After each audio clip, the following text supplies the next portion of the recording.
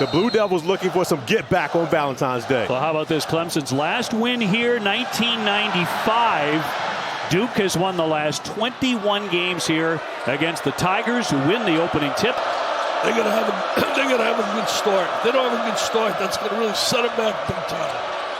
In the paint where they want to live, and it's Godfrey to hit the first two. They've got to win the battle in the paint. And when you consider the way Coming off 19 points in the loss to Virginia Tech, but a big stumble for the Tigers this week, and batted away by Boozer on the attack. He slams it home. You know, he excels as well defensively as he does offensively.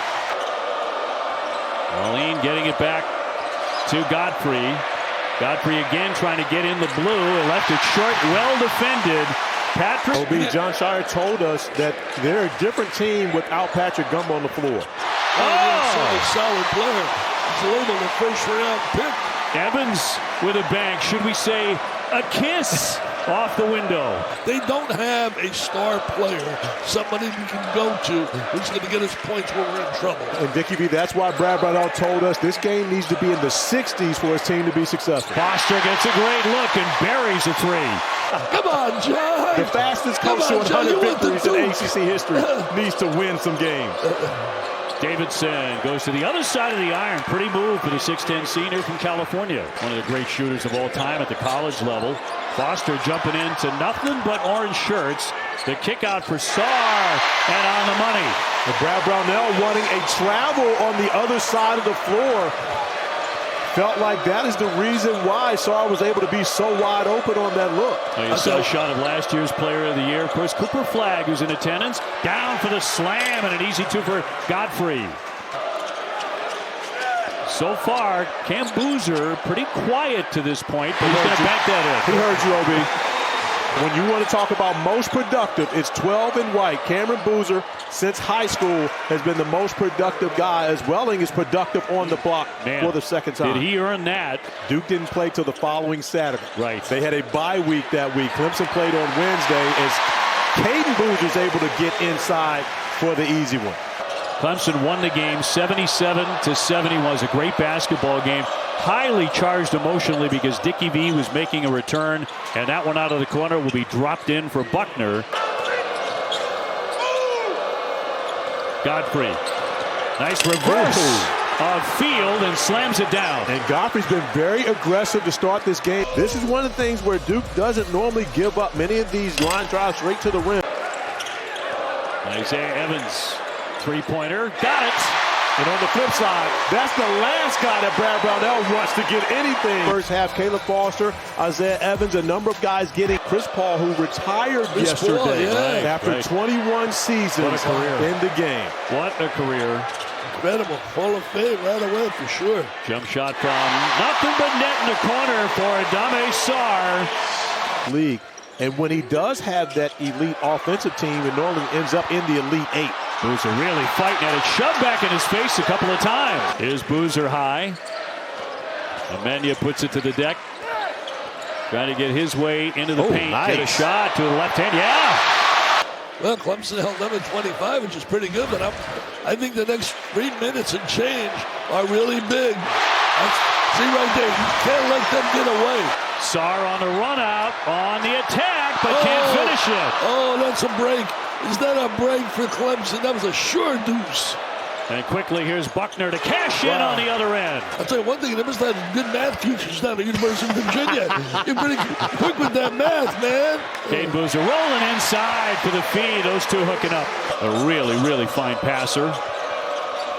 Among many other things he does exceptionally well. Godfrey again. He's really active today. He really has been extremely aggressive, and Clemson has done a nice job of getting the basketball to him in the paint. Foster giving it up for Boozer. Let's see if he gets rolling here in the second half. The kick out for Evans, and on the money. It's Stanford and Cal, just as Duke had. And they came home and got beat. The tip bandits up and good. This is their biggest lead now, 10. You got certain guys that you want to take those shots. Buckner's one of those guys. He's made the only three for Clemson, but that's the one they don't want getting good looks. And Isaiah Evans. The interior game of Cameron Boozer, and then you got the perimeter game of Isaiah Evans. That's a real good weapon to have. Porter's three, that clangs away. Johnson with a rebound. Nice dish for Welling. He'll finish it. That's right. Go inside to your strength. Cam Boozer. Shot clock to 6 as he let it fly and nothing but net. And his first made three-point field goal of this game. But this is the best half-court defensive team in the ACC, and so difficult to make shots against them as they're able to knock down the three. Butta Johnson able to get free, and one of the very few times in this game where Clemson's seen a clean look. So you've got to really take your hats off to the Blue Devils, especially in this building, how great they are defensively. I think they're even better today. Boozer to Boozer. Got it! Boozer to Boozer. Connor and Jake Krug, they play tennis here. And my granddaughter Ava Krug is a sophomore here. People always say to me, oh, wow. Cam Boozer at the slam. It's the Boozer show now. Not good news for the Tigers as they bid for the upset. And approaching the 12-minute mark, 50-31 Duke. Cayden Boozer negotiating his way into the paint for 2 more. Think about this. This is arguably, with Virginia, the second best team in the ACC in which Duke is doing this to. And again, we do know that Duke did take the loss at North Carolina with the buzzer beater by Seth Trimble. You know what, Duke, my mind was on this when I looked at Tyrus. Duke's projected to be a #1 seed. Right now it's got Arizona, Mr. Dr. Lenardi, the guru of bracketology. Well, then they gave me wrong information. Yes, because that was the year of Zion. The team with R.J. Barrett and Zion, Cam Reddish. Duke was #1 seed in back-to-back seasons. Was 2010 and 11 was the last There we time. go. There you go. There we go. Yeah.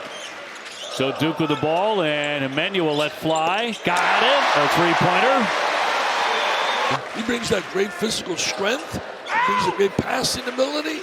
He can score around the basket. He can step out and make a three. Oh, what a nice play, too. Tiptoeing on the baseline. The ability to see the whole floor. You know, the 6'9" freshman, we talk so much about the scoring and the rebounding, but he's their #1 assist guy, too, knocked down by Welling. You know, especially when you get everybody that they plays at an incredible level against you and wants to beat you. They see that jersey, D-U-K-E, they want to beat them. The floor. This Clemson team was the only ACC team to beat them a season ago. Yeah, we were there. We were there for that. And please believe the competitor, he just celebrated his 5th year tenure as the commissioner of the ACC. But you consider his 5 years. In year 1, Roy Williams steps away. You got to talk to one another to play good defense. You got to get help. You got to have pride. But Dickie V, is that something that you can teach, or is that something that you recruit? That disease is a monster. That's been your greatest legacy, I think. With everything you've done in broadcasting, everything you've meant to college basketball. But to have this type of dominant performance, especially on the defensive end, it shows you just how quality a team Duke is. The three went down. One thing Brad now, he'll get these kids to bounce back.